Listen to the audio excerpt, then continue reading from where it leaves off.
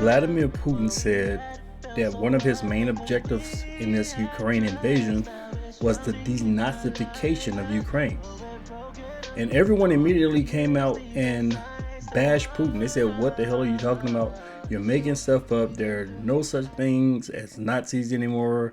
The only Nazis are the ones that we bash in the United States, the white supremacists. But European Nazis were defeated back in World War II. They don't exist. Stop making stuff up." But the West was lying. Everyone knew prior to February 2022, everybody knew that Ukraine was filled with Nazis. No one was saying, "Oh, the president is Jewish. That means that there's no Nazis there." Nobody was saying that lie. Look at this footage here of a drone that the Russians captured.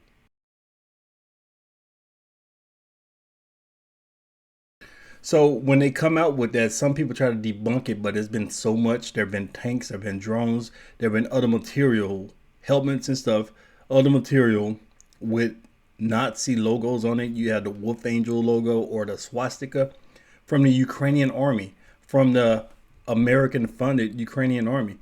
But here's the thing about this. This debunking only goes so far. It only works on stooges and sheep, people who are too naive and just believe everything they hear on American TV. Congress knew that Ukraine had a Nazi problem. Let's look at this. So Congress is saying, we're going to send money. We're going to give you money, but you can't use the money to fund these Nazis. I thought there were no such thing as Nazis in Ukraine. So which one is it? NATO knew that there were Nazis in Ukraine. Let's look at this. So we got guys out here walking around freely with swastikas on their uniforms, on their helmets. They have patches. And when the American media, CBS or somebody go over there, CNN or somebody, they tell these people to remove the Nazi images so they can take the picture. Oh, look at these brave Ukrainians. We're not going to tell you that 10 minutes ago they were just wearing swastikas and Wolf Angel logos. We're not going to say that. We're just going to say, look at these brave Ukrainians. So it's all a ruse, all a lie. But when you start digging deeper, you're going to find out that everybody knew that Ukraine had a Nazi problem. Let's look at this. So I'm going to read this quote here from a Ukrainian politician from back in 2019. "The swastika is a very strong symbol, and as soon as we adopted it, we immediately grew popular among young people. Those who join us know exactly what they want, and they're ready to go to the very end."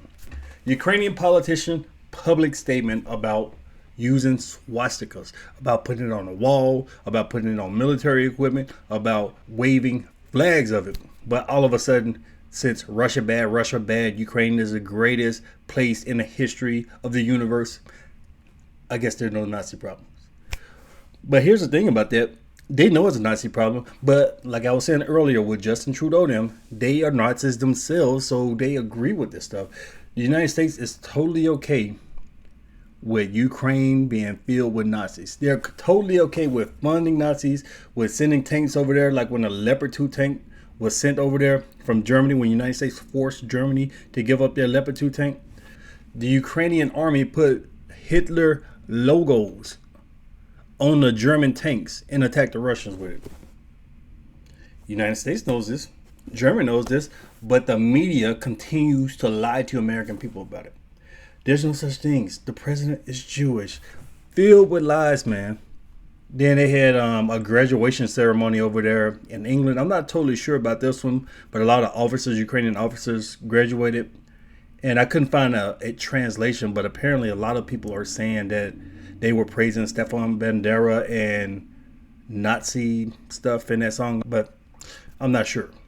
And this Nazi problem has been around for a while. This is why I'm saying the United States is okay with it, because when the Cold War started, the United States knew during World War II that these Ukrainian Nazis were trying to get free from the Soviets. So they were fighting for Hitler against the Soviets. So the United States said, you know what?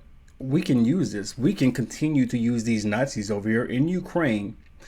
So the CIA for decades, during the Cold War, the CIA was funding Nazi militias in Ukraine to fight against the Soviets. You had a lot of these guys, after the whole thing was over with, Poland and other Eastern European countries were rounding these guys up. It's time to serve prison or death sentences for these crimes against humanity y'all committed. But United States and Canada, now we're going to go back to the Justin Trudeau situation. They brought them over. So a lot of these former Nazis in Eastern Europe who fought for Hitler, these Ukrainian Nazis, were sent to Canada to escape prosecution in Eastern Europe. And the purpose of saving them was to use them as a weapon against the Soviet Union during the Cold War. That's why we had that 98-year-old veteran in Canada, because Canada was a decades-long safe haven for Ukrainian Nazis. That 98-year-old is one of many. Most of them have probably died off by now, but there were thousands of them using Canada as a safe haven. And now we got Poland inquiring about this 98-year-old, talking about they want him extradited for prosecution. Man, Poland is full of it, because Poland knew this whole time that Canada was giving asylum to these Ukrainian Nazis, but now they want to extradite it. But everybody knew. It wasn't some secret. It wasn't like on the Avengers where they had Hydra. I don't know if y'all guys saw that, but Hydra was a secret organization that Captain America thought he got rid of in World War II. And turns out that they've been around in secret the entire time. No, these Nazis been around. Some people thought that they got rid of them in World War II, but they've been around openly. And we're going to get into some more images when we talk about Stepan Bandera, but they've been around openly this whole time. Since World War II, through the Cold War, present day, in a fight against the Russians right now, the Ukrainians are wearing Nazi logos. And I'm sure a lot of you guys have heard about the Azov Battalion, infamously known as the Nazi group that somehow, some way became perfect citizens and gracious men when they were integrated into the Ukrainian army last year. Everybody knew that these guys were Nazis. Like I just showed you the headline, the United States said, look, don't use our money to fund them. That was back in 2017, 2016, something like that. Now, the United States is totally okay with funding them.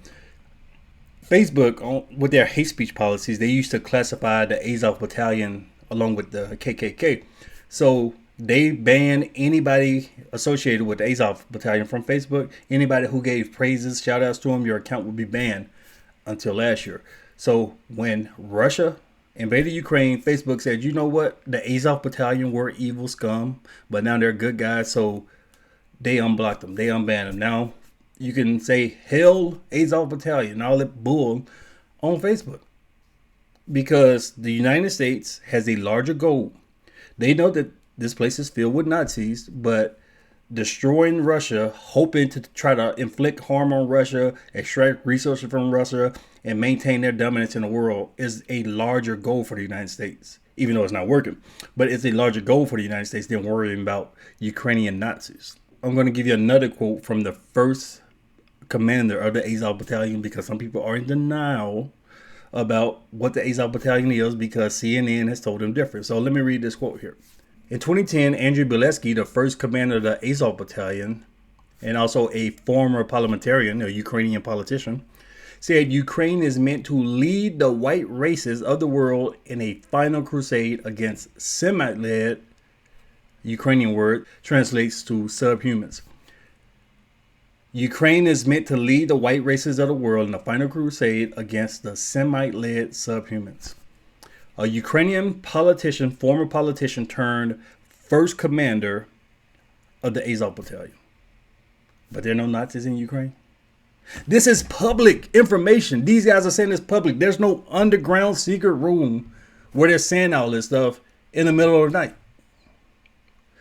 But people love to be misled because you turn on these same liars, these same lying sacks of shit in the Western media who lied to us for 3 years about a disease with a 99.7% survival rate. Fearmongered and lied to us about that, but now you sit here and believe everything they say about Nazis in Ukraine? They are lying. Dig deeper. I keep telling people to dig deeper. Hey, before you go, hit that like button, hit the subscribe button, share the video. Thank you for watching.